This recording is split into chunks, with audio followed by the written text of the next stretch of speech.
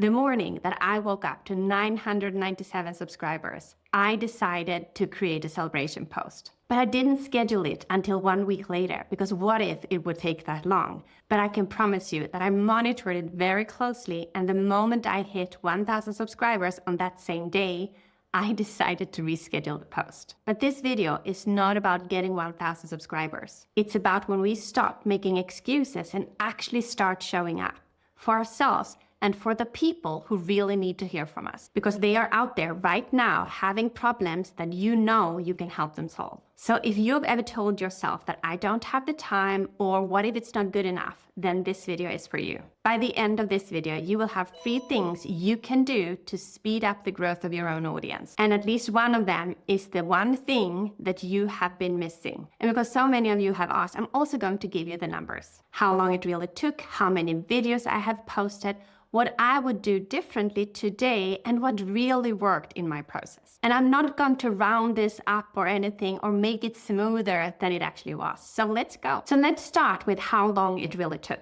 It took me 3 years. Yeah, not 10 days, not 1 year. It actually took me 3 years. But for the first chunk of those 3 years, I didn't even try to grow an audience on YouTube. I used my YouTube channel to host some testimonials and also to share resources that many people asked for. That was it. Audience building or even growing a YouTube channel wasn't on my mind at all. Then, about 1.5 years ago, one how-to video went a little bit semi-viral. It was about how to get a badge on LinkedIn. The funny thing about that, or maybe the tragic part about that one, was that a month after I had posted that video, LinkedIn decided to discontinue that part. So the video is completely outdated, but I still keep it there because it's still one of the videos that pull people into my world. And maybe you have watched that video too once. But I didn't just leave the video like that. I also made a follow-up video on that one, what to do instead now that the badge is not really relevant any longer. And that video has gone pretty well too. And that made me think that, oh, maybe this could be something, right?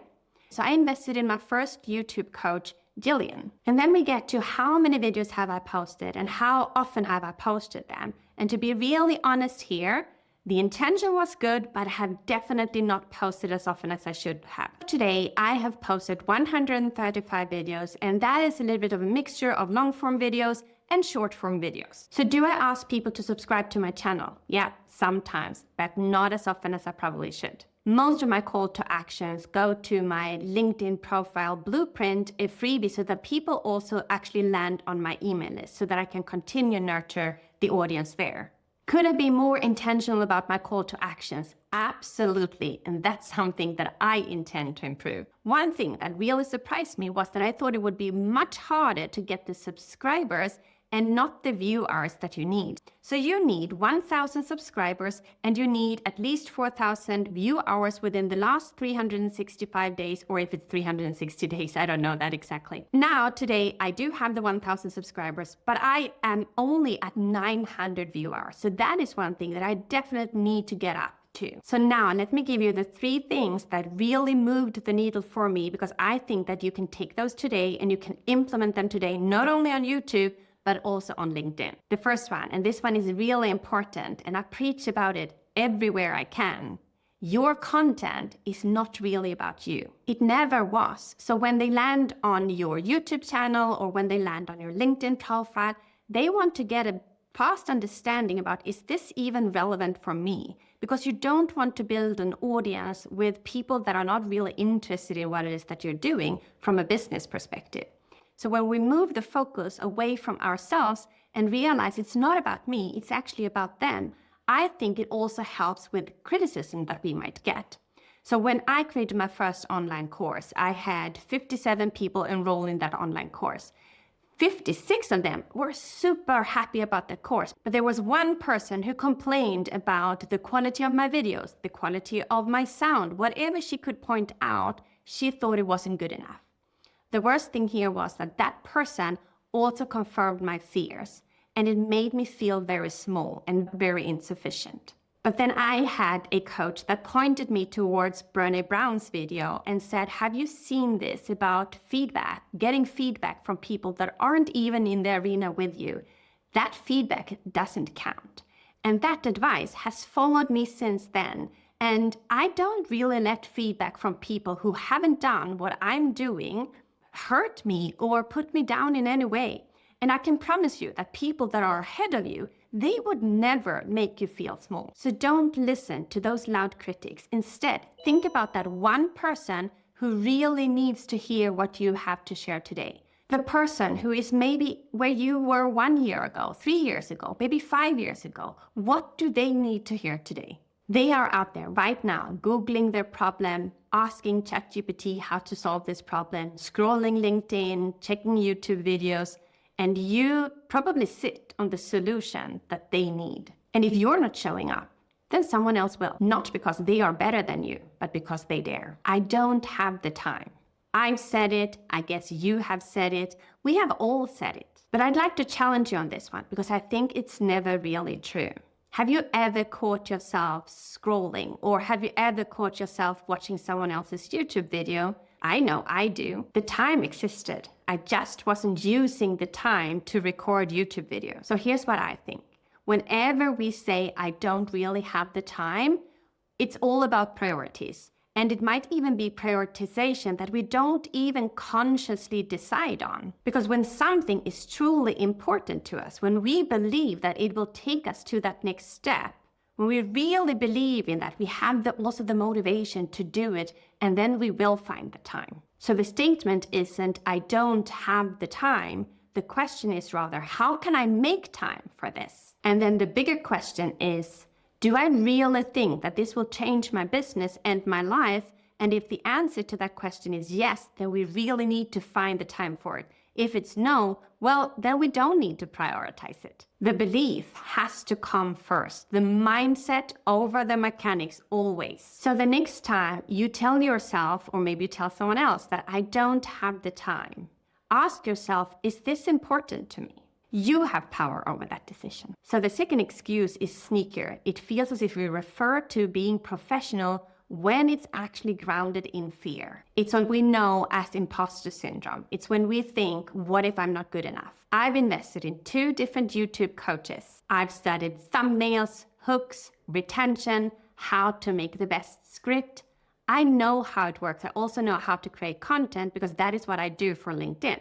And yet, I told myself that this might not be good enough. This might not be valuable enough. So you know those cold pitch direct messages and emails you get? The ones who say, I can get you so and so many followers or subscribers within a short period of time. Here's what they have in common. They don't care if your content is good enough. They only care if their pitch converts. I can almost promise you that they haven't even checked out your content. But your actual audience, those who really care about what you put out there, they don't care about whether it's perfect or not. They're looking for real, when you stumble over words, the pause where we go, oh, hang on, let me say that differently. The version of you that actually sounds like a human being. Especially now with AI flooding the market, people will go looking for real. And your content will always be good enough for at least one person, so make it for them. Just like I have made this video for you. So now let's get into what really works, or what has worked for me at least. Investing in a real guide. I spent over 10 months overthinking everything. I did invest in courses, but I didn't invest in real accountability, people that really supported me and pushed me to take that next step. And I don't say this because I'm a guide myself. I was so overthinking everything, and I was stuck in analysis paralysis, and I didn't really dare to put something out there. It wasn't until I invested in someone that had a very step-by-step instruction and accountability part in their program that I actually got my first online course out there. So find someone who has done what you want to do and just follow their path. So when it comes to my YouTube growth, it hasn't been explosive, I can tell you that, right?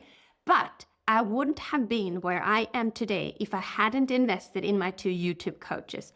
Both have been brilliant in their own ways, and I have learned so much from them, even how to structure my own program. So I took pieces from both of their frameworks and I put my own spin to it. So even though it is important to follow their proven path, you will still add your spin to it. You will still make it yours. But you don't have to figure this out alone. In fact, you shouldn't. Independently of what it is that you want to do, if that is growing your LinkedIn audience or if that is building on YouTube, whatever it might be, invest in someone who has done it before you. But let me give you 2 more keys. Both is hard-won and both will save you a lot of time and a lot of money. And this one might sound a little bit counterintuitive, but before you outsource anything in your business, try to figure it out how it works first. I have learned this the hard way. So when I started my business, people said that you should be on Pinterest and you should blog. And I do like to write, I do like to blog, but I never used Pinterest myself. So I outsourced this to someone who did Pinterest for me. And that could have gone really, really bad, to be honest, because she used templates, the same templates, not only for me, but also for her other clients. So that's not how you build a personal brand, is it? So what I mean is, I suggest that you learn the craft first, and then you can delegate it to someone who will do it much better than you do. You can hand it off then with confidence, and you know what it takes, and you can also question it a little bit differently. But yes, of course, I don't mean that you should do everything in your business yourself, but that you should at least understand what it is that needs to be done, and also a little bit how to do it. And the third one, don't quit. Even when it feels as if no one is watching. Social media is hard, independently if it's growing on LinkedIn, Instagram, TikTok, or YouTube. It takes a lot of time and effort. Anyone who tells you something differently is probably not really telling the truth. But here's what I also believe. We are heading into an era where authenticity and real content will make a difference. People are so tired of AI-generated content and AI-generated pictures. They want to hear from the real you. So I believe that video and going live stream, for example, will become even more important. And when the pendulum swings, those who already started today will be the ones who win. Those who have started to grow a real audience, who have been real and authentic from the beginning, they are the ones who will win. So follow a proven path, build the skill, delegate when you feel the need for it and when you're ready for it, and then also do not give up. So if this video spoke to you, make sure that you subscribe to my channel and hit that notification bell so that you hear when my next video is going live. I cannot promise you weekly videos, but I will do my best. What I can promise you though is that when I put content out there, it will be from me to you, authentic and real and very honest. And if you're wondering, where do I even start? I still believe that LinkedIn is the easiest way to build an audience fairly fast and also an engaged audience. You get to really connect with people. It's the best platform to attract organic leads and opportunities. And if you want to learn how to do that, then my next video is going to be the perfect way to start there. So when you pair what you just learned with a real LinkedIn strategy, that is when things will start moving fast. See you there.